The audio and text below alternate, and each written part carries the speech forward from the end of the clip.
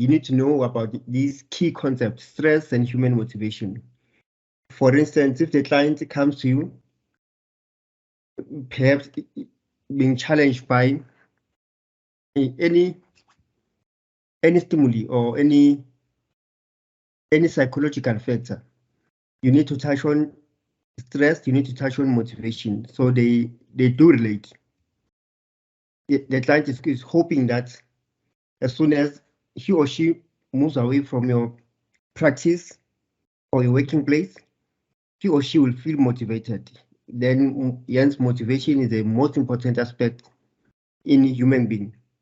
So, stress, motivation, they interrelate. That's why it is essential that you know about motivation. So, like I said last week, we did stress. Today is human motivation. As the chapters continue, you'll see that they relate, meaning it is a must that you must study all the chapters in order to pass this module because they interrelate, they are integrated. You cannot just focus on stress and skip and study group functioning, the self without touching on other aspects. So let's continue. So before we start, what's your understanding of the term motivation?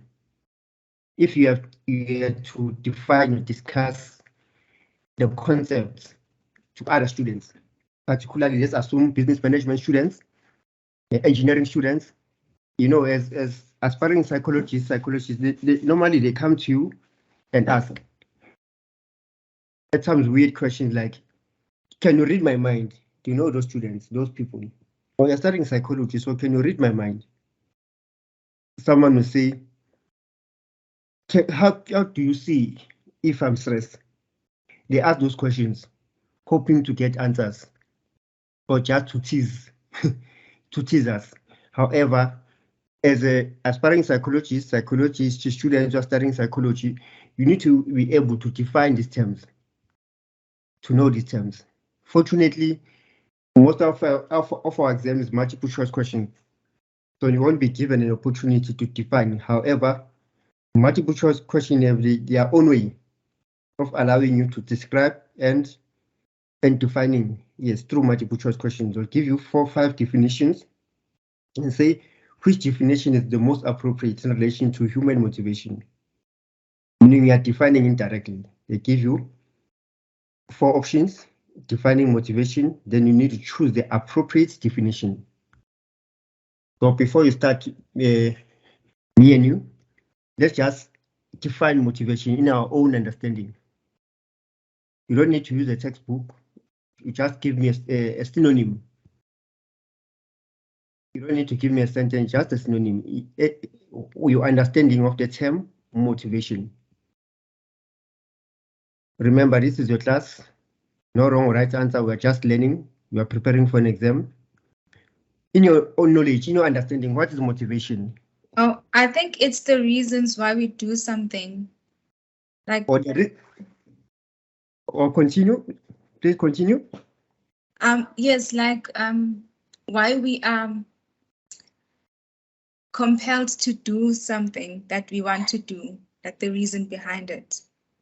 Okay, thanks very much. That's correct. Thank you. Then let's listen to other students. Then I will elaborate on it. Thanks very much, Jabulile. Then other one, Jabulile says the reason we do something. There's a motivation behind doing something. That's why she's saying, which is correct. Okay, now that we have a nice break, let's just continue. Let me define it for you. We do something, a motivation, the reason behind our action. So motivation is defined as a process that initiates, guide, maintain goal-oriented or directed behaviors. Like Jabulile says, the reason behind doing something. Motivation is defined as a process that initiates, guide, maintains goal-directed, goal-oriented behavior. Motivation refers to all mental activities that compel organism into action. Motivation refers to all mental activities that compel organisms into actions. So basically, to sum up, motivation is what causes us to act, whether it's simple, whether it's simple as going to the toilet, eating because of hunger, or enrolling for your qualification. Basically, motivation is what causes us to act, whether it's simply as going to a toilet, that's motivation, eating because of hunger, as well as enrolling for your qualification. So let's go back to Jabulia's statement. Motivation, goal directed. For instance, currently you are attending a class. Some of you came back from work, you are tired, you had a hectic day. However, you make sure that you go online, you get data, you log in to attend the class. That's motivation enough. What motivates you? There's an end goal. The end goal is to pass the module. Once you pass the module, it gives you greater chances to register other modules, to complete your degree. Once you complete your degree, there's a motivation as well. Do your honors, do your masters, and you become a psychologist. So there's a motivation behind you doing your qualification. There's a push. There's a push. So that is motivation. There's motivation that's related to success. This is what I just explained, motivation towards or acquiring success. There are things that motivate us, but we are not yet clued about. They say basically motivation is what causes us to act, whether it's going to the toilet. Simple thing as going to the toilet. There's a need to use the toilet. There's a need to release. That is motivation. Motivation is basically anything that pushes you to achieve something. That is motivation. A need for hunger. As soon as you feel that you are hungry, there's a need to eat. There's a need to satisfy that biological need. Biological need of which eating. So you see, it's not a challenging definition. Not a challenging definition. Hence, I said to you, before you even most of the time when you study, before you even open a book, just define the term for yourself. Motivation is defined as a process that initiates, guide, maintain goal-oriented, directed behavior. It's the same definition in relation to Jabuli's definition. However, we use different ways of expressing, different English. Motivation refers to all mental activities that compel organism into action. They say all mental activities. As I've mentioned, they are biological needs, the need of hunger, you need to go to the toilet. Psychologically, I need to see someone, I need to pass my module, I need to go to work. All those are all mental activities that compel organism into action. When you say organism, any living thing that is human, animals, flowers, all their organism. You are motivated to go to work. Animals, they are motivated to eat. They are motivated to build their own shelters. They are motivated to hunt. They are motivated to eat grass. All organism, all mental activities that compel organism into action. So motivation is not only based on human needs, but however also on animal needs. So let me read from your precise material some statements just to kick up. They say the concept of motivation relates to other concepts in psychology. The concept of motivation relates to other concepts in psychology. That is emotions. Emotions and motivation, they are related. They say consciousness, the free will. It is a multi-dimensional concept that covers the diverse set of brain-mind process. But broadly speaking, they say motivation refers to all mental activities that compel organism into action. Into action meaning to do something. Machines do not display motivated behavior. They are trying to give you a clarity between what do they mean by organism and things that are not living. They say machines. Machines do not display motivated behavior. There's no motivation linked to somewhere between the input of machine receiving the output of machine. This is, for instance, let's say you decide to cut your grass. You decide to cut your grass. Who's motivated? Is it the machine or yourself? It's an organism. That's you. You are motivated to cut your grass. The machine can't assume that I need to cut the grass. There's a human element that drives the machine. Your car, you need to start your car and go somewhere, meaning you are a motivated individual to achieve something. You initiate. Then they say we initiate, we guide, and maintain goal-directed. So motivation is only related to humans and animals because we initiate something and it happens, whether we use a machine or we use our body. So the ability to choose place, the ability to choose place. Okay, let's leave that one out.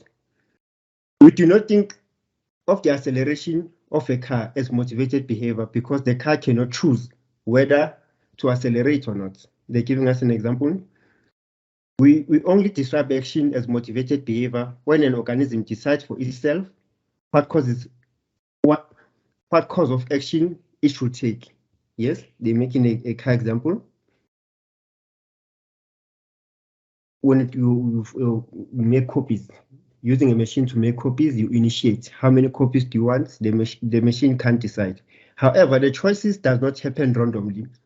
There's always a reason for choosing one option rather than the other. That's motivated behavior in action that is chosen deliberately. So motivation has to do with motivated behavior. That's what they are saying. Motivation has to do with motivated behavior. So let's move on.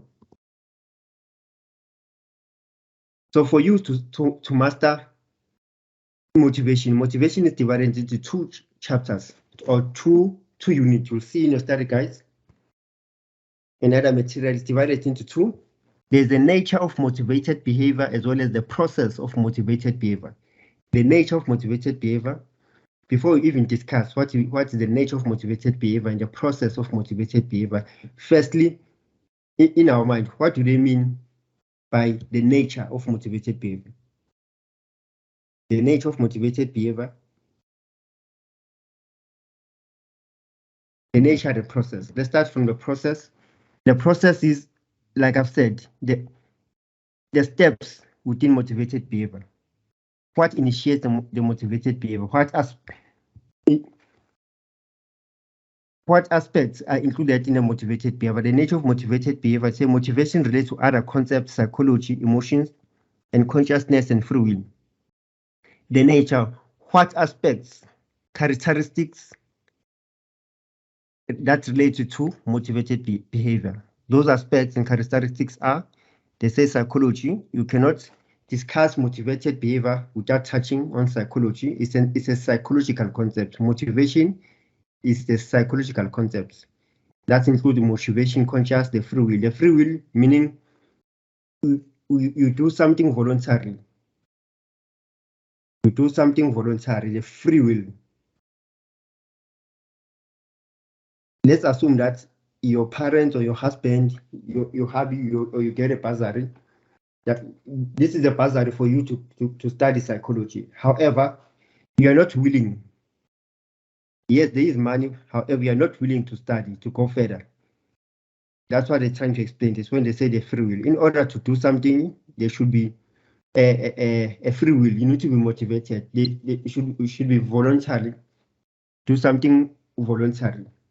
Motivated behavior, voluntary. Consciousness. You are clear about it. There should be a emotional aspect of it. That's why you want to achieve something. You become emotional. Some of us do cry because it's something that you've been longing for years. That's where emotions comes in. It's a challenge. At times you, like now, some of you are studying and working. It's a challenge. It's up to you to choose whether to leave the books and focus on work.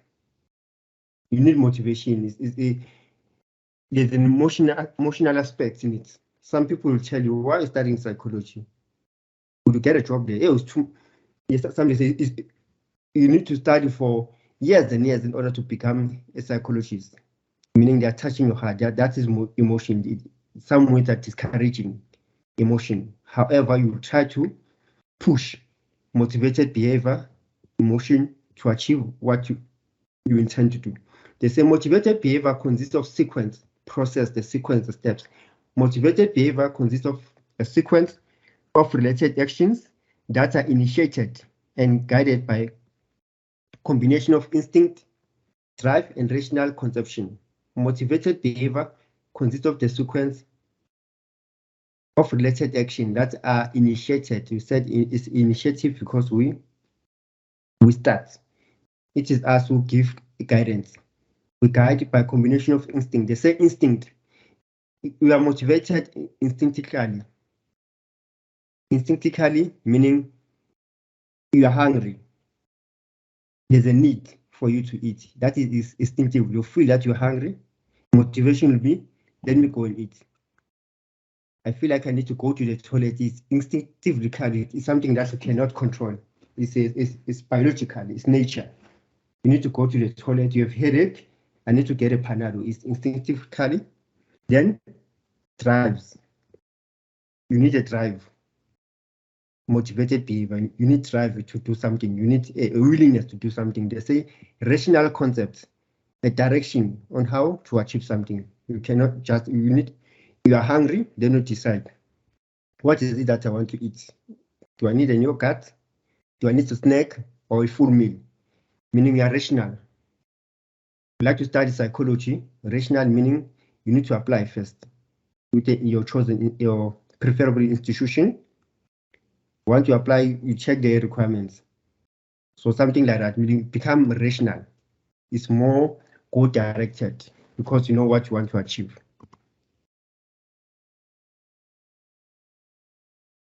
Let's say motivation is divided into two, that's right. Okay. The nature of motivated behavior. The nature of motivated behavior. Remember, we said the nature of motivated behavior as well as the process of motivated behavior. So let's discuss the nature of motivated behavior. Nature of motivated behavior. On my left-hand side, there are dimensions of motivation, and on my right-hand side, there are sources of motivation, the dimensions of motivation as well as the sources of motivation. Dimensions, the divisions of motivation. How can you describe, categorize motivation? For us to understand motivation, how do we categorize its dimensions? How do we break it down to make sense to us? That's what they mean. Then the source. The source normally, if I ask you right now, what's your source of income? Meaning, you will tell me about your job. That I'm selling apples, or I'm working as a lecturer, or I'm an IT specialist. That meaning a source. The source is a beginning.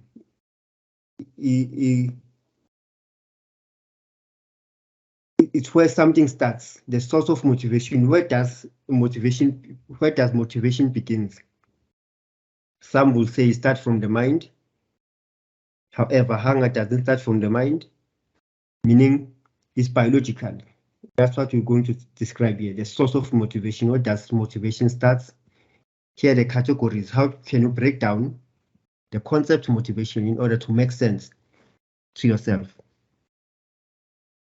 So the dimensions I'll read from the study material first, then I describe these. They say first, there are two things one should note about deliberately chosen actions. There are two things that one needs to note about deliberate action. Deliberate action meaning voluntary actions. There are two things that you need to know about your choices. First, they says firstly, are not necessarily aware of the reason for our action. That is number one. Not all the time we are aware of the reasons for our action. Not every time you are aware of the reasons for our action. In everyday behavior, we sometimes know precisely why we choose to act in a particular way. We may sometimes act without thinking, but afterward we're still able to trace back the reason for the action.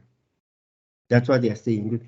Not all behaviors, not all forms of motivation. At times we do things without even thinking. Then later, however, we are able to recall why I've done this. You see, they say some motivation are motivated. It's something that you need to know. I need to study to pass my qualification. At times, some actions are not consciously. However, you do something. So they're giving us an example now. They say, however, that's where unconscious psychoanalytical theory comes in. Some motivation, some forms of behavior are not known to us. However, we do something. It calls it an unconscious psychoanalytical theory, unconscious theory. We study about this theory from a first level, second level, third level, even further when you continue psychology, doing your honors, your masters. This is the most popular theory. Theories under psychology, social work, you study behaviorist, you study this theory. It's the most popular. They say, however, according to psychoanalytic theory, we may also be motivated by unconscious factors. We can be motivated by unconscious factors. In other words, they're giving us an example. What do they mean by unconscious factors? Sometimes the reasons for our action remain hidden from ourselves, even when we try to explain them. Sometimes the reasons for our action remain hidden from ourselves, even when we try to explain them. You see? Shortly, we do things motivated. At times, we are motivated. However, our consciousness, we are not sure what we are doing. Unconsciously, we do certain things. This could be, I'm trying to come up, I'm looking for an example when they say we do things unconsciously. Let's assume that you are driving in the morning. You know the intersection, you are familiar with the route. You are an experienced driver now. You are driving, you're going to work. Suddenly, in the traffic light, you see from afar that there's traffic. You are familiar with it. That's your route. And you know that if you proceed with that route, chances are you will stuck in traffic. However, without even thinking, you just turn right. You use the alternative route because you are familiar with this road. Then you turn right, and eventually you get to work early. Meaning, you being familiar with that route, you being familiar with the setting, unconsciously, you can avoid the danger. Someone is driving in front of you, badly due to experience. You are aware, you have an experience of driving, you avoid the passenger, perhaps by taking another route or by slowing down. So we do them things unconsciously. When it's raining, suddenly you stop the car. You don't need to think about it. You slow down, you turn off the lights. So these are things that we do consciously. During the night, you make sure that you close the windows, you close the gates, you lock. You do them automatically now and again. So meaning mostly of those things are unconsciously. You dress home because you feel cold. So the second point we should note about deliberate chosen action is that the reason for our actions may be instinct and extrinsic. They say intrinsic and extrinsic. The second point we should note that about deliberate chosen action, the second point we should note about deliberate chosen action is that the reason for our action may be instinct and some can be instinct. We may be motivated by our internal psychological state, that is hunger. Hunger is an internal. Hunger, angry, are internal. Or by external factors such as finding a shared sport, hot day or owning a beautiful house. Okay, let me explain this. The instinct behavior motivated internally. When you're motivated internally, or any motivation that starts from within, they make an example of hunger. You are hungry, you're experiencing headache. Headache is internally. There's a need to go to the toilet. You feel itchy. Itchy could be is external. You feel a stomach bug. Those are internal.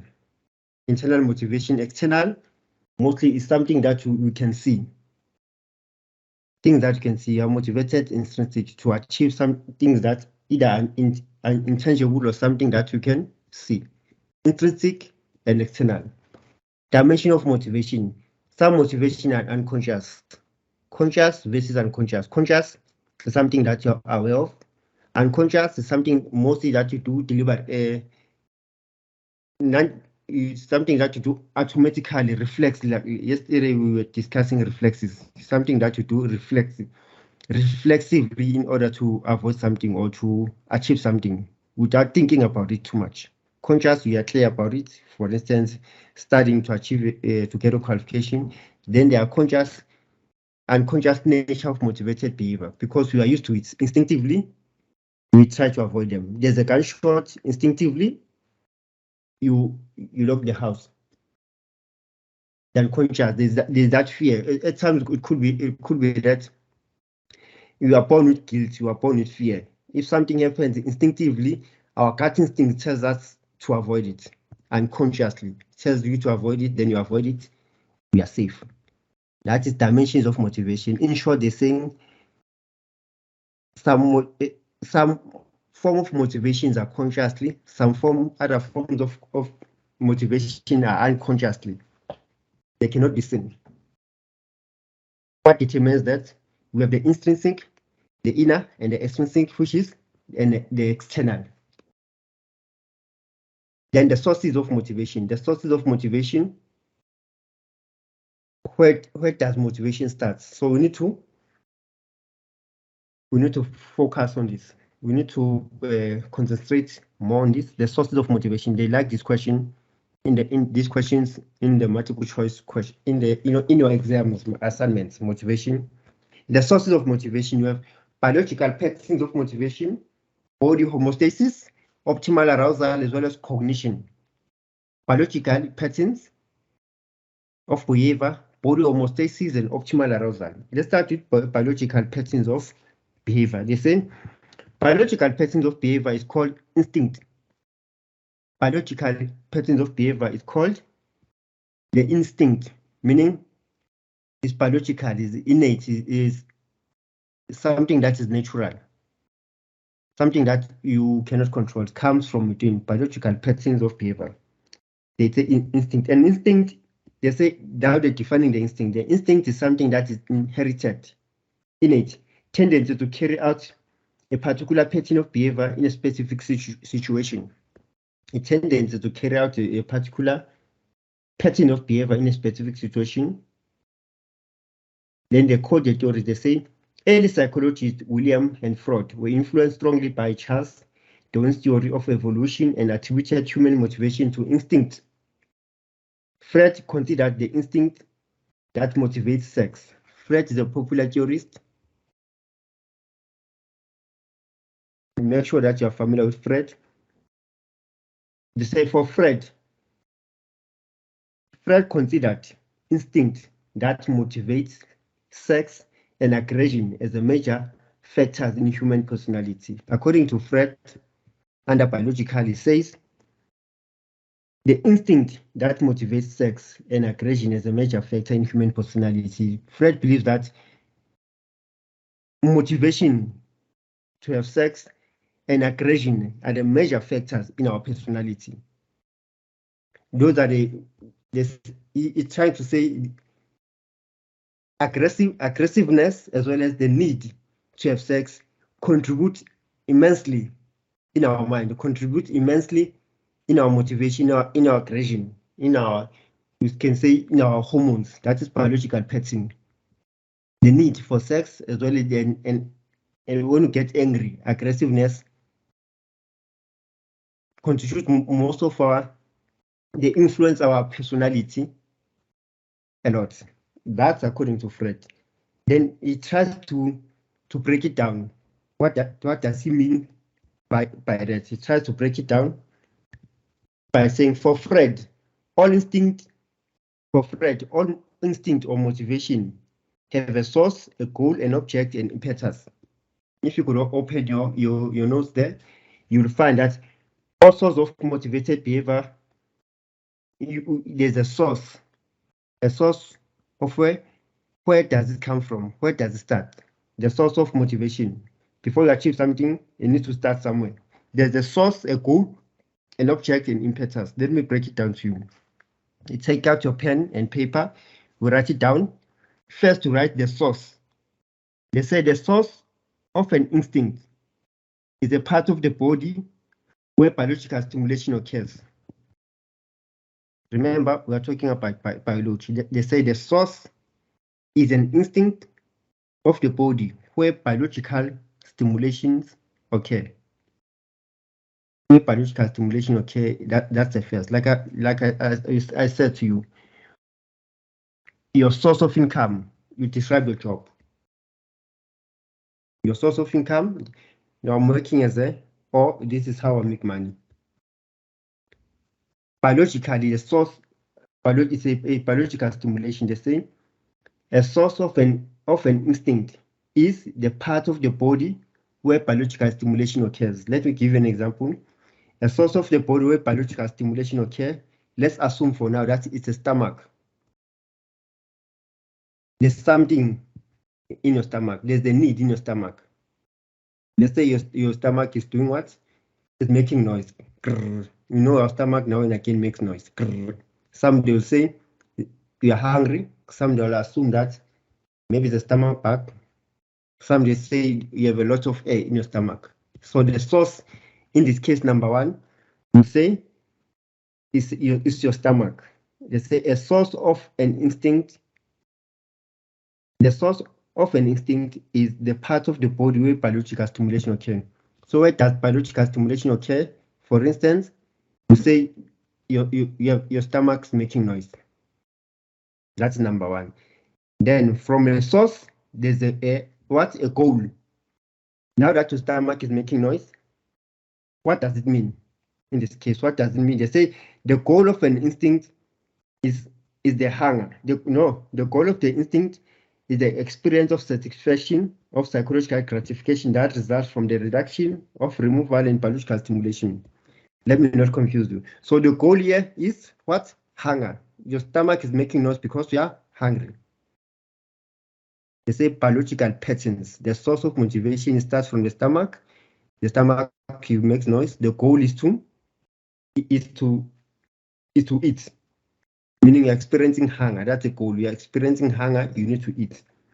Then the object. What is an object? They say an object of an instinct is anything that mediates or remove that biological stimulation. What will remove that biological stimulation? What will assist you so that you won't be hungry? It's food. It's food. Number last, they say impetus. The impetus of an instinct, it is the instinct or driving force. The impetus, in this case, once you eat, you satisfy that stimulation. You satisfy what? That stimulation. Meaning it's hunger, biological patterns of behavior. An example without me reading too much. Firstly, it's your stomach. It starts from the stomach. The source is your stomach. To make an example, I'll do other examples. Biological pattern. Firstly, the source is your stomach. Your stomach makes noise, indicating that you are hungry. A goal is hunger. A goal is hunger, you want to eat. Then the object. What object will satisfy that test? What object will satisfy that hunger is food. As soon as you receive food, they say impetus, meaning you are satisfied. You have eaten. Another example would be the source. If, for instance, you assume that I've seen Ayanda running around carrying a tissue, or I seen Ayanda was here now. Suddenly, she disappeared. Then someone said, no, the source of motivation. What did why did Ayanda disappear? No, the source of motivation, she needed to go to the toilet. So what is source number one? The source of motivation is, we can say the rectum. We say the rectum. The rectum is a part of the body where defecation is stored, where waste product is stored.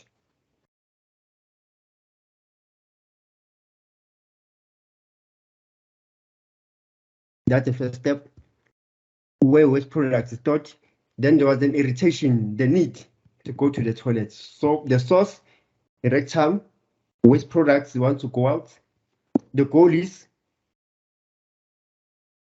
to excrete. The goal is to excrete or to remove the waste product, to take out the waste product. That's the goal. Then the object, what is it that you are taking out? The object, what is it that you are taking out, or where can you take out the toilet? You need a toilet. The object is a toilet, you look for a toilet. As soon as you are done doing the job, that is important. The satisfaction that you get inside, the biological, they say this biological stimulation, the satisfaction that you get because you've removed the biological satisfaction, these biological patterns. So they're describing motivation from within here. Hence they say is instinct. They're not talking about something that is external. So they use 4 key points. They say goal, they say source. A source is your stomach. Goal, a goal is hunger. You need to eat. Then the object is food. Then impetus, that's satisfaction as soon as you are done eating. Then 2, homeostasis. So go through your study material. I didn't write it because it is too detailed. I'm just giving you a breakdown. Hence, it is important when I give you a class, you have your material in front of you. Then they say our instinctive behavior are based on the core emotional system in the brain. All mammals include humans and the brain system for the following.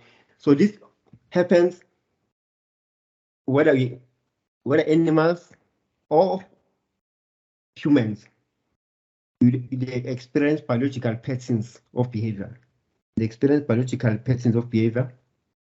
Body homeostasis. Then you have body homeostasis.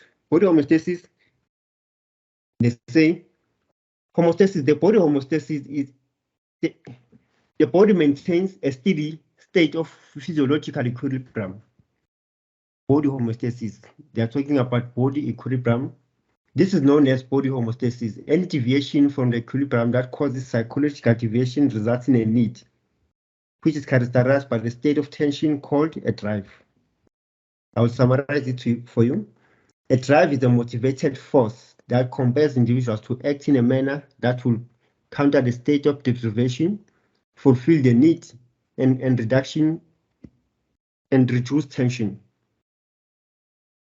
Please listen to this carefully. They say the drive model of homeostasis defines motivational cycle. What do they mean? They say a drive condition emerges as a result of deprivation. For example, when the body loses water through perspiration. Perspiration could be sweat. When your body loses water through sweat, receptor cells in the hypothalamus signal that one experiences thirst. Your body is losing water through perspiration, whether it's through sweat, you are exercising. Part of the brain that we discussed it yesterday, the hypothalamus, part of the brain will indicate to the body that no, you need water. Part of the brain will indicate that you are thirsty, you need water, meaning is internally. As soon as there's indication that you need water, they say this leads to a goal-oriented preparatory activity of losing water, which helps one to locate an object. To locate what object? To locate an object in order to drink water. That will reduce the instinct. You look for a tap, you look for a bottle of water. Then the reinforcer enables the consumption response to drinking water, which restores the homeostasis. Okay, let me explain it to you. Body homeostasis.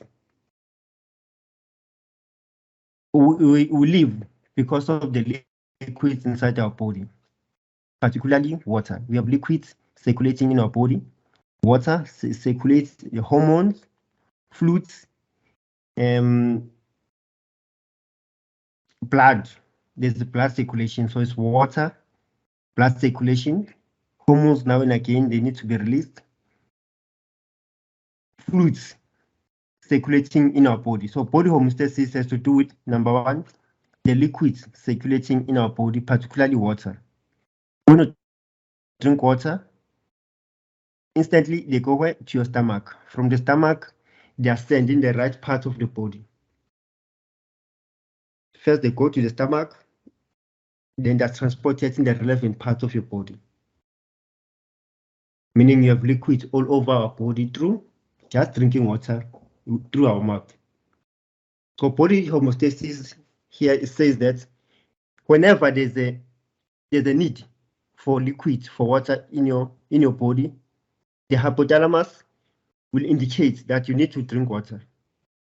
As soon as you drink water, that process, drinking water, going to the toilet, urinating, drinking water, going to the toilet, urinating, exercising, becoming sweat, that whole process has to do with homeostasis.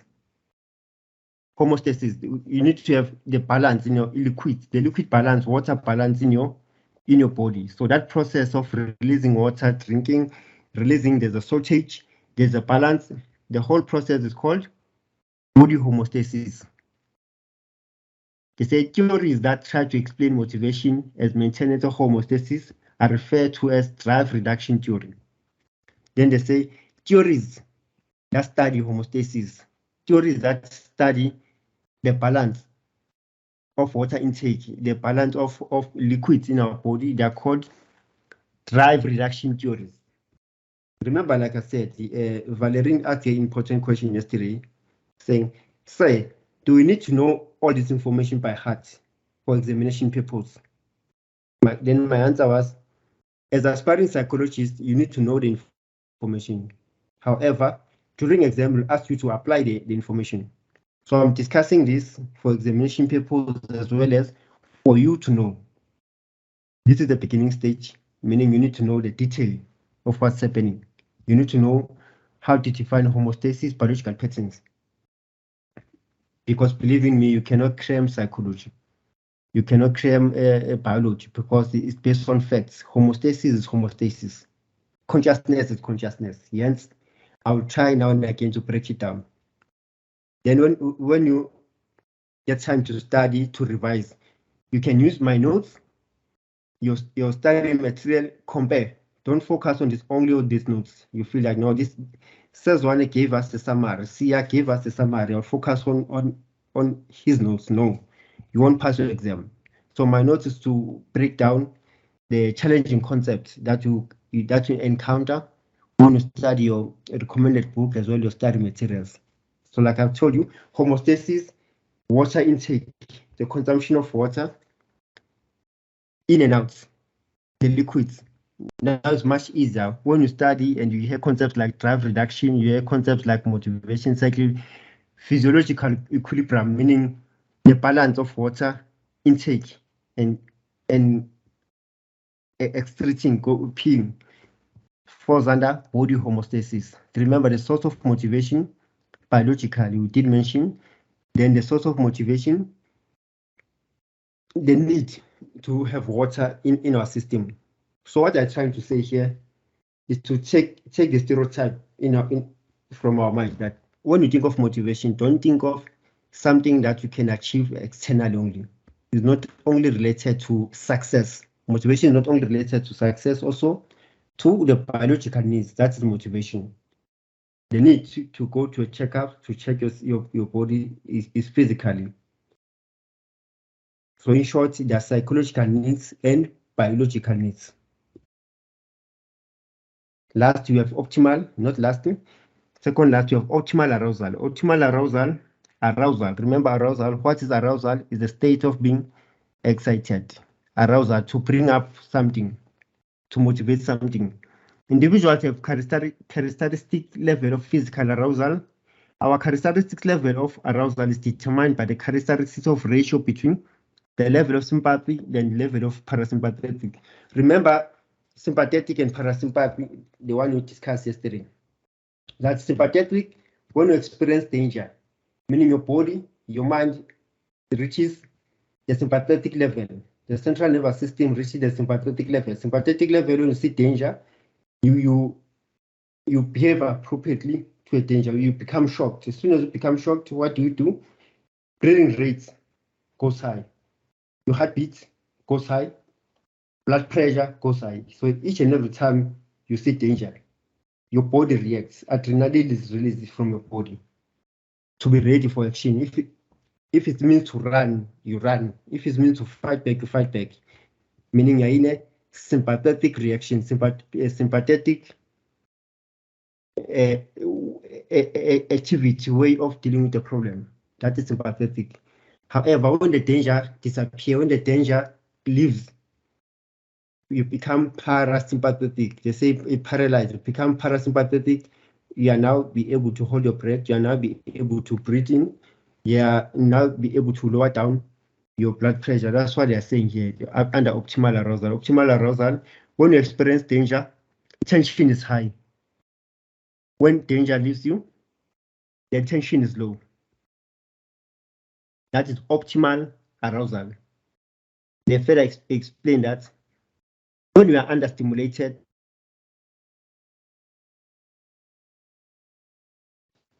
the level of understimulated, you are understimulated when you are not experiencing danger, when there's no challenge, meaning you are understimulated. Then you are overstimulated when something excites us, not only danger that may increase your sympathetic reaction, even something that excites you. You intend to buy a car, you are excited. Perhaps someone buys you a car, you are so happy, meaning your emotions go high, your arousal goes high. Your arousal goes high, that is your sympathetic reaction will be high. Not only danger increase your sympathetic, something that excites you, something that scares you. So it's a vice versa. That is optimal arousal. The increase of tension in your body and how it is lowered. The highs and low, sympathetic. Yes, sympathetical. They say the arousal approaches to motivation go beyond the drive reduction theory of motivation, in the sense that motivation is not simply a matter of trying to maintain homeostasis. Okay, that's not important. Let's leave it. Cognition, which is the last one, that cognition mostly psychological. We explain the biological patterns of behavior. Biological cognition. It could give us something else, because we know that cognition is a process of thinking. They say motivated behavior cannot be fully understood in terms of instinct. Motivated behavior cannot be understood only in terms of biological instinct. Drive. We are also motivated by what we value in the world around us. We are also motivated by what we value in the world around us. The wide range of social and cultural factors play a role in motivating people, even when the behavior is related to biological drives, like hunger or thirst. So this is the most interesting.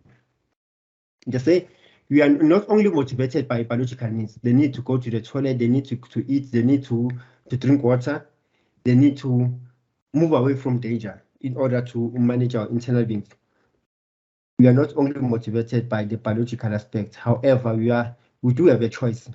The choice is to do with our thinking. We do have a choice in these aspects. So they're trying to relate the hunger as well as cognition, hunger and the reasoning aspects. They say to us, for example, people are motivated not only to eat, but to obtain particular kind of food. Let's assume now that you are hungry.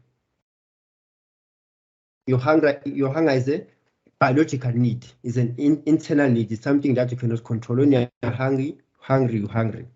Whether you choose to eat or not to eat, but you'll feel hunger. It's because it's a biological need. However, according to cognition, the choice comes when you choose what to eat. When you're hungry, you choose what to eat. You don't just eat. You don't just eat anything that is in front of you. That's where the cognition part comes in, the reasoning, the thinking part. I'm hungry. I try to give Jabulile food. Then no. Say I'm not interested in eating pap and chicken. I'm interested in eating pizza. I'm interested in eating perhaps sushi. Meaning you have a choice on what to eat. Yes, there's a biological need. However, you have a choice on what to eat. You choose what to eat. That's where cognition comes into play. Let me read it from the book. They say, for example, people are motivated not only to eat, but to obtain a particular kind of food and to go to places where they prefer to eat. These are personal, social, cultural value initiatives that put people towards a goal. You are interested in eating something nice. Your hubby decide to cook something nice for you. Say, no, I'm interested in eating something nice, but not at home. I want to go out. Meaning that is cognition, that's a thinking process taking place. I want to go out and eat somewhere. But food is food. No, food is not food. I want to eat out. Hence, they say cognition includes the social part of it, the cultural aspect of it, your choices, the need. That is cognition. For instance, let's look at the other biological person. They need to go to the toilet. There are those people who cannot just use any toilet. There are people who cannot sit down in a workplace toilet. They rather urinate, but not sit down. They prefer sitting down where? At home. They are most comfortable in sitting at home, not in any other place. Meaning that's a cognition. Regardless of the intensity that they experience in direct time, they need to go to the toilet, but they prefer just to urinate, but to sit down. Their comfortable zone is placed. There are people who don't mind starting the car, going home, just to use the toilet, just to sit down and come back to work. Some of you will agree with me. Yeah, I never use it. I've never sat down, used a work toilet seat. I prefer being comfortable at home. Meaning that is cognition. Even though there's a need, however, I choose where I do certain things. You need a car, but not just any car. You don't need a Polo. You don't need perhaps a BMW. Yes, you can afford a car, but you don't just need a car. You need a specific car, meaning you are cautious. That's what they are saying. Cognition is the thinking process. Okay, guys, before we move on, so we're discussing the nature of motivated behavior. Now we'll discuss the process of motivated behavior. But before we do that, let me come back to you so we can ask the relevant questions. Questions related to what we have been discussing. Any question, any elaboration in relation to what we have been discussing? I can see now we have Naidu, Danielle. Firstly, we discussed motivation, the importance of motivation, the nature of motivated behavior, which mostly are biological. Now we're moving to the processes of motivated behavior. But before we do that, any questions or elaborations? I've explained to you the sources of motivation. Does it make sense? The biological patterns of motivation, biological patterns of behavior, homeostasis. You explain homeostasis to me, or biological, the source. Do you understand what do I mean by the source of motivation? Yeah, the only thing that I understand is the cognition. Where you say there are some certain people where like maybe you are at work, you don't feel like sitting down. You only went to the toilet when you're standing, but when you sit down, then I have that problem as well. So that's where I understand the cognition. Or you do relate. Yes, it still relates to me. So I didn't know that it was motivated. Yes, it's part of cognition. So and now I know. Okay, so no matter what you do, you prefer waiting for closing hours. You just go home. Yes. Okay. Sometimes I just get pressed, but I can't sit at the public toilet. Yeah, that's That's interesting. the problem. Because we think of gems and accountability. Yes, so many things, So many especially we things. women. Okay, Yes. nice one. Thanks very much. Okay, thank you. Your pleasure. Now Anne left the session. I saw the hand up, and she left the session. Wow, Anne. Okay, guys, this is your class. You feel free to talk. There's no wrong or right answers. We are here to learn, integrate information. Thanks, Munau, for your inputs, for your honest. Okay, let's continue. I can see there are no any hands up. Let's continue. Before we leave the class, I'll just break it down. Starting afresh, we'll break it down and we'll continue. Now let's do the processes. The processes of motivation. The process of motivated behavior. The process of motivated behavior. We have the hierarchy of needs. Needs in a socio-political context. The hierarchy of needs on my left-hand side. The needs in a socio-political context. The process of motivated behavior. In order for us to understand the needs, these two theorists, Abraham Maslow as well as Davis, give us a more broader view on how we can understand the needs. They break it down for us on how we can understand the needs. Let's start by Maslow. The hierarchy of needs, Maslow. We will start about Maslow. I'd probably studied about Maslow in your high school years, maybe college, maybe in a short course that you do in the workplace. Maslow is the most popular theorist in the study of human life, in the study of the meaning of life. It breaks down the key aspects, meaning of life. That is Maslow. Then there's Davis. Davis is more similar to Maslow, however, takes a different dimension a bit. They say needs in a social political context, the hierarchy of needs. Before I explain them, let's go through this. They say motivated behavior occurs when an individual decides deliberately on a course of action. Motivated behavior happens when an individual decides when an individual decides deliberately on a course of action. Such actions are not executed randomly. Such actions are not executed randomly. Motivated behavior consists of a sequence of related actions that are initiated and guided by a combination of instinct, drive, and rational concepts, such as breaking down. It involves a process rather than a series of distinct motivated events. During the course of normal day, we may eat, complete certain tasks, spend time in the company of other people. Various needs are fulfilled through these activities, but we do not experience and react to the needs individually and distinctly. We do not suddenly stop doing tasks because we feel hungry. We don't suddenly stop to do tasks because we feel hungry. Like I said, you are hungry, however, it's your choice to eat or not, or it's a choice to eat what you prefer. You are hungry now, it's 1 o'clock, you're hungry, but no, you decide, no, I'll eat at home, 5 o'clock. Our behavior flows from one situation to the next. We prioritize and react in our own needs in the course of event. However, we do not fully control our process of motivated behavior. We don't fully control our processes of motivated behavior. What do they mean? Our ability to override and prioritize needs are limited. Our ability to prioritize our needs is limited. Yes, we can avoid that. I won't eat now. Suddenly you feel dizzy. You are forced to eat. You're experiencing headache. You tell yourself, no, I won't drink any medication. However, due to the fact that you want to continue working, you want to achieve this, then at times you are forced to take that one Panadol.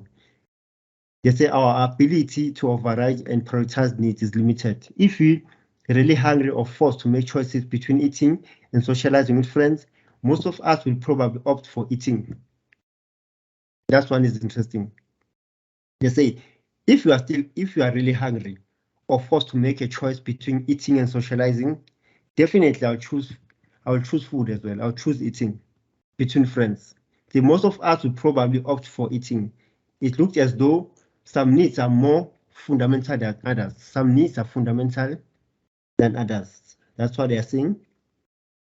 Then the hierarchy of needs. The hierarchy of needs is trying to demonstrate why other needs are important than others. Why other needs are important than others. What does it mean if some needs are more fundamental than others? The person who is mostly famous for trying to find an answer to this question is Abraham Maslow. According to Abraham Maslow, humans have an innate need to actualize themselves.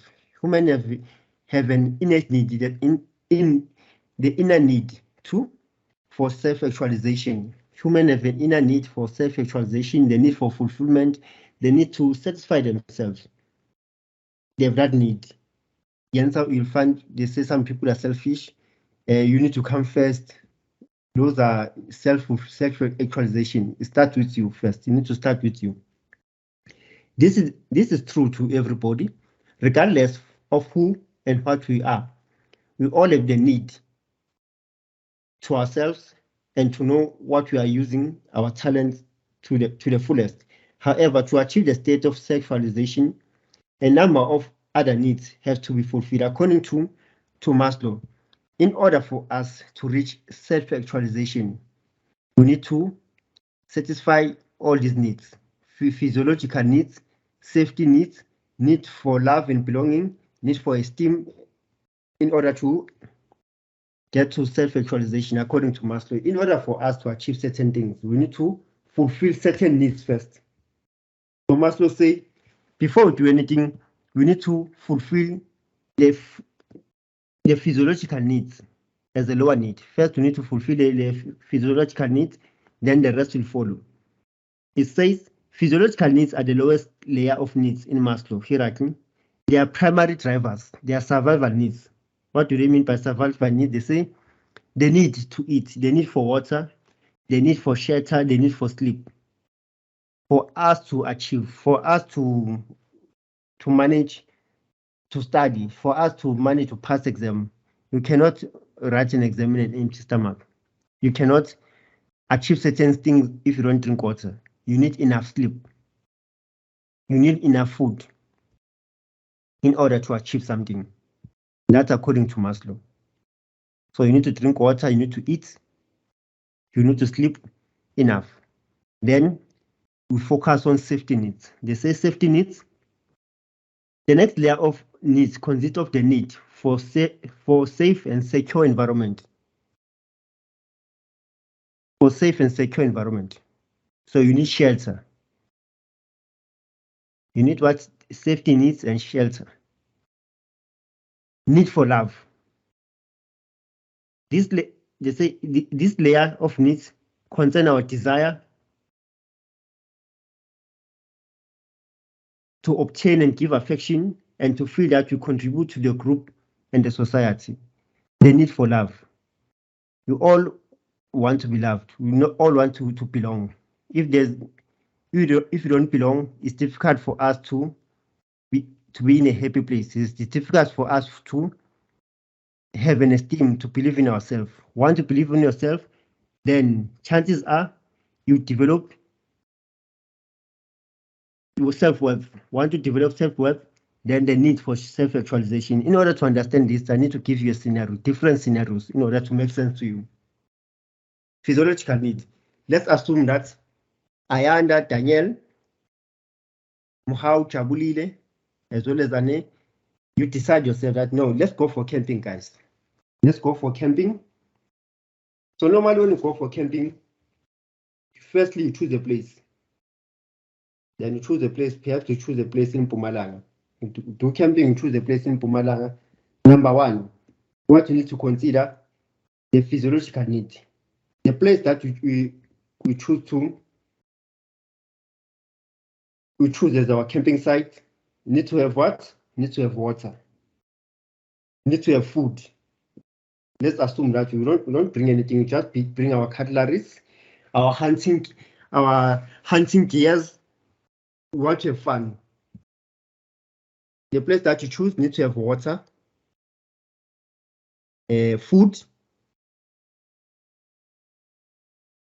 That is number one. Then you choose the location.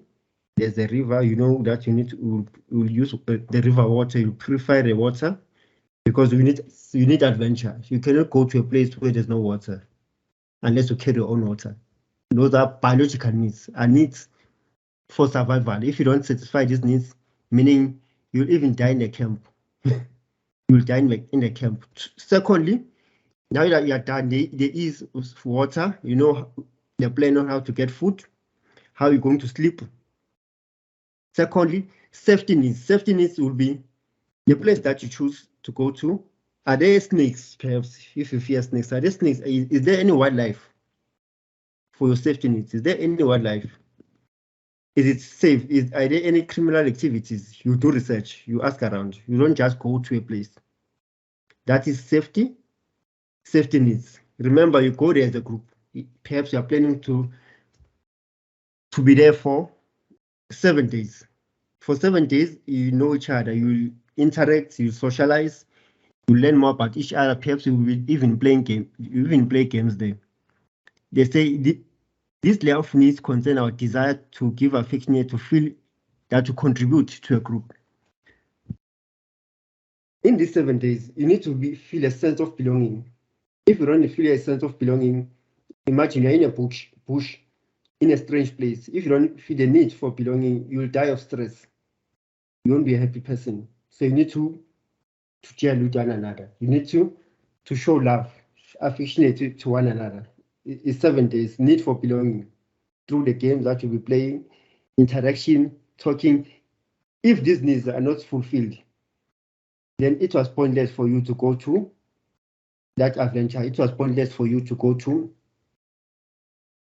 that trip, outdoor adventure, because you don't feel love, you don't feel a need, you don't feel that you belong in a group.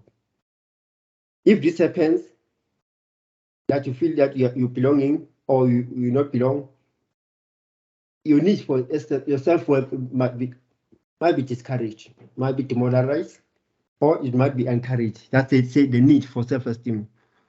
Once you gain self-esteem, you are more confident that I will push the 7 days. From first day to the 7th day, I will push it and face my fears. Then you achieve what? Self-actualization. These are games mostly when you go for outdoors adventure. At times you want to experience life outside of your home. At times you want to face certain fears. As soon as you achieve that within the period of 7 days, suddenly you achieve what? Self-actualization. You are now fulfilled. So that's an example using an outdoor activity. So now let me give you another example in a workplace. Workplace, you study, you complete your qualification, you're unemployed, now you are looking for a desirable job. Firstly, there'll be interview. You need to apply. When you apply, you need money to apply. As a basic need, you need money to apply. You need to be in a good condition physically for interview, to have strength to start applying, going to an interview. They say, yeah, the need for water, need to eat. You go to interview, you need to be, you remember you're preparing, you need to sleep enough. You get enough sleep, eat proper meal, and water. Yeah, so let's assume those are your physical needs. Safety needs will be, where is the interview located? Remember now, there's human traffic. There's human traffic, there are almost a lot of criminal activities. Before you even go to interview, you check the place. Let's say you don't know the company. You just know the name of the company, but you're not sure where the company is located. Normally, people go to look for a place a day before. Ask someone to accompany you to look for a place. Yet it's not encouraged to go to interviews where you can't locate the place using internet. You can't locate the place using a phone diary. You can't locate the place, the company name. Rather ask someone to accompany you. That is your That relates to your safety needs. Safety needs, some companies, perhaps they need money to hire you. Safety needs. Yes, you go to an interview, you find that they hire you, then you start working. When you work there, regardless of whether you can do your work to your best of your ability, if there's no sense of acceptance, if you don't feel that you belong in that working environment, regardless of the money that you earn, chances are you might retire or you might not enjoy your work. It will affect your psychological well-being and also your physical well-being. You need a sense of love, yes, in the workplace. The workplace is an organization, a setting where you spend the longest hours from 8 o'clock to 4 o'clock. It's more like your home. If you don't feel the need for love and need for belonging, you'll be affected psychologically. Once you're affected psychologically, your esteem is affected. Remember, you had goals. Your goals perhaps were to increase performance, to get more rewards, to increase your salary package, to move from one position to the next, to study further in order to acquire certain position promotion. If you don't feel the need for love, your esteem will be affected. Your self-esteem will be affected. You won't see yourself as worthy to achieve certain targets. Once your self-esteem has been damaged, definitely you won't actualize anything. You won't achieve your initial goal. That is the need for self-actualization. So you can apply Maslow theory in various aspects. You can apply Maslow theory in your life. You need to check, for me not to achieve this, what caused it? You go back, you check your physical needs, you check your safety needs. This is same applies to you are in a relationship. These factors do contribute to a relationship. When you get into a relationship, depending on your goals, but mostly, let's look at it in this way. You go into a relationship because you want to build something with the partner. In the end, you want to get married, have your own family. This is the end goal. This is what you need. However, before you reach the final stage, is there love in the relationship? Does your relationship based on material or internally love to feel that you belong within a relationship? If this is affected, meaning chances are you won't even achieve this. You won't have an esteem, your self-esteem, self-worth within the relationship. If there's no attention, there's no love, you don't feel like you belong. Safety need in the relationship is security needs. Perhaps you do love a person, however, you feel that there's no safety need, there's no security here.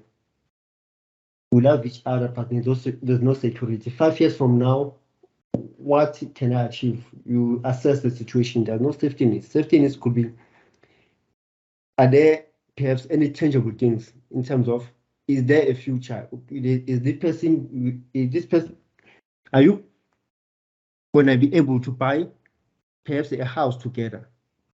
Or you live in your parents' backyard? Is that what you need? Those are safety needs, security needs. Looking at the job that a person is doing or the job that you are doing, would you achieve your end means in the future? So those are safety needs.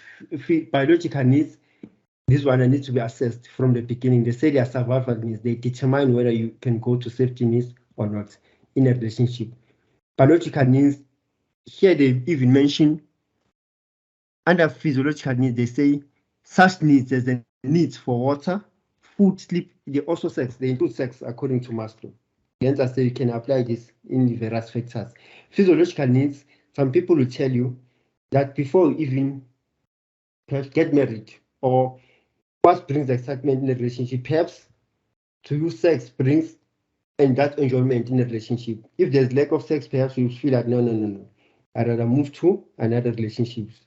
So these are physiological needs. You can apply this Maslow needs in any other aspect. You might find that the person safety needs are fulfilled, love, esteem, there is sexualization. However, there's a lack of sexual excitement, sexual orientation.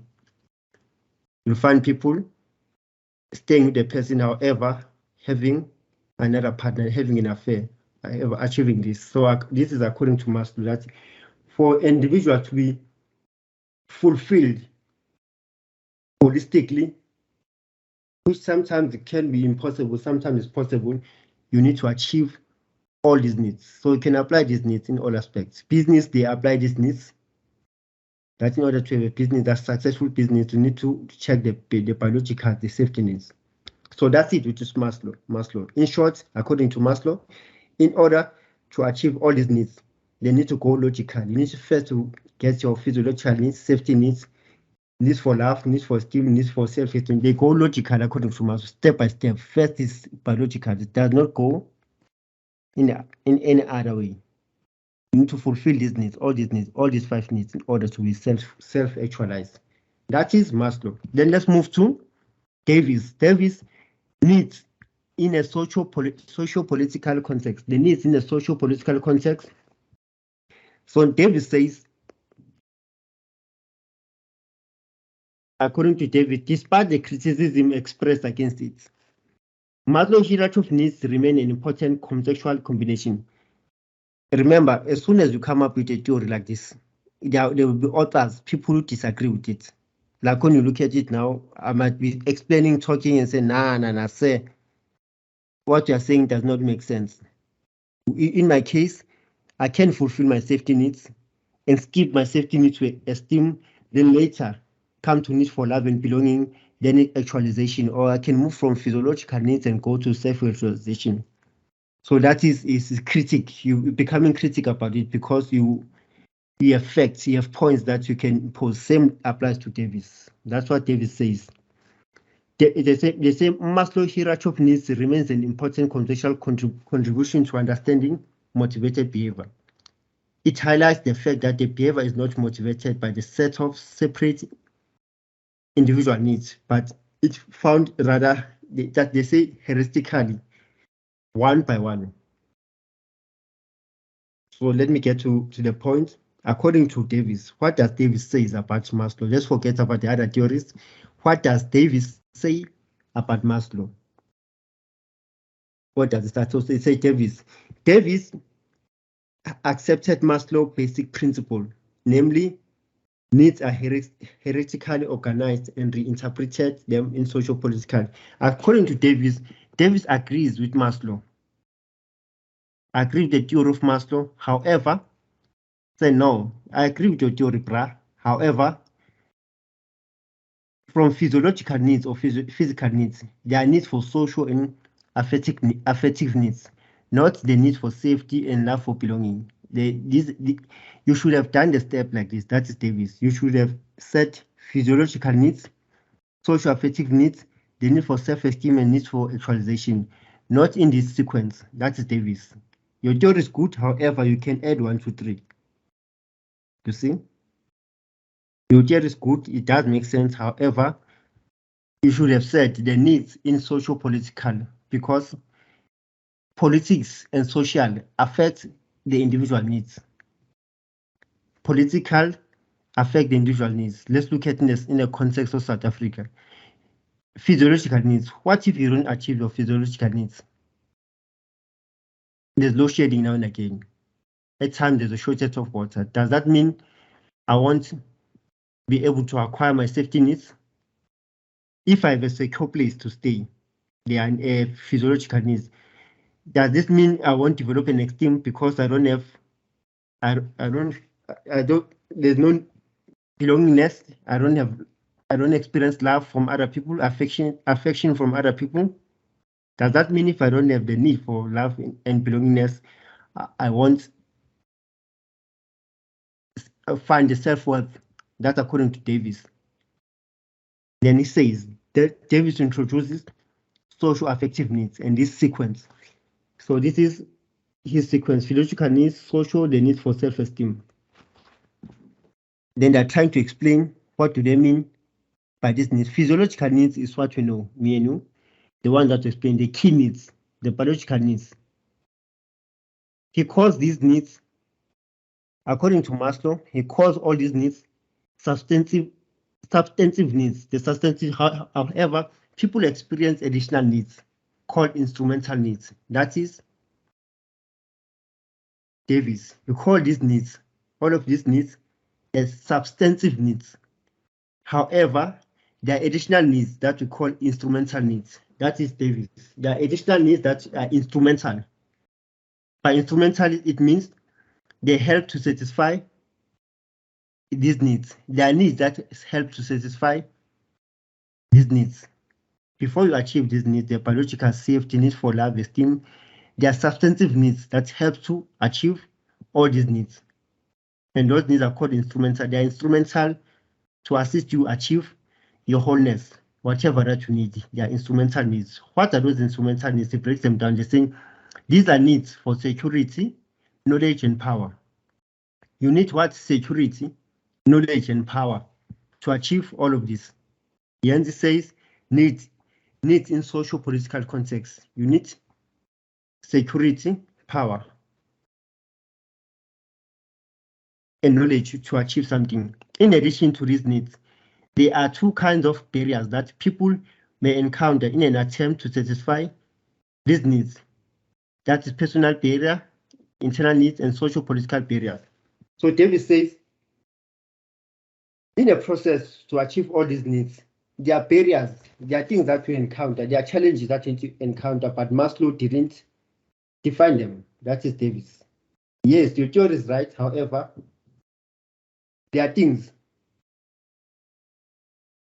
that happen in between. There are things that challenges you. There are things that you encounter that deprive you from not achieving certain things. We call those barriers as personal barriers as well as socio-political barriers. Then it breaks them down, these barriers. When people encounter these barriers, this leads to experience of being challenged, frustrated. And in an attempt to work around these barriers, people display the kind of behavior of cooperation and aggressiveness. We are here in your physiological needs. You find it hard to achieve the end means. Number one, you want to achieve something. You want money in order to buy food. You don't get food to become frustrated. You want to become frustrated, meaning it's even difficult for you to apply for a desired job. Or even if you apply for a desired job, you don't get your desired job. You become what? Frustrated. That's what David says. There are frustrations in between because you can't achieve something. You can't achieve these substantive needs. So David's hierarchy of substantive needs puts people's life in socio-political perspective. Others, these are due to socio-political aspects. And I say, look at South Africa. Now and again, unemployment rate increases. So is it possible to achieve all of this? Maslow's theory, that is Davis. Is it possible to achieve this? Because it's beyond our power. Individuals' first priority is to fulfill the physiological needs. Individuals' basic need is to fulfill their basic needs. That is food, water, and a place to stay. If people do not have easy access to these basic needs, they spend most of their time finding food, water, building shelter to protect themselves. So he says, if people are finding it hard to achieve these needs, they end up spending the rest of their lives trying to achieve these needs. Imagine someone who stays in a shack, besides a shack, even someone who have a house. You find yourself just working to fulfill your basic needs. Eating, want to get paid, you eat. You pay your bills. That's it. It's hard for you to even achieve your goals because your mind is limited to only the basic needs. That's what David says. Your money is only limited to getting your basic needs, getting a shelter, not anything. Only when their physical needs have been satisfied can one expect people to become aware of the need to belong. So according to Maslow, only when these needs are satisfied, depending on the duration, it could take 10 years to some people before their affective needs are satisfied. So Davis taps into something that Maslow avoided or Maslow neglected. It taps into the reality of people's life. The key realities of people's life. In other words, unless their physical needs have been taken care of, one cannot expect people to organize themselves into a community in which their identity with a place of living where they feel part of and want to protect. They say slum areas, for instance, slum areas are characterized by poor kept building, an absence of gardens, the presence of gang crime, because people there are too busy with physical activities. Some locations where people are too busy with physical activities. Hence, I say the shacks, poor townships. Their only need is to eat. Hence, their criminal activities, because they just want to eat. They'll rob you just to get to eat, not to buy a house, not to go to school, because they're only focused on the physical needs. That's what David says. So it's difficult to achieve the other needs because of the social and political aspect of it. Then he says, however, when people begin to affiliate themselves with those around them, satisfying their social affective needs, the physical signs of community appear. Small gardens, they say corner shop, places to meet, socialize are signs of stable, nurturing environment. So that's according to Davis. Yes, we might achieve this. However, there are barriers in between. Now again, there are barriers in between before you achieve this. So that's it according to the process of motivated behavior.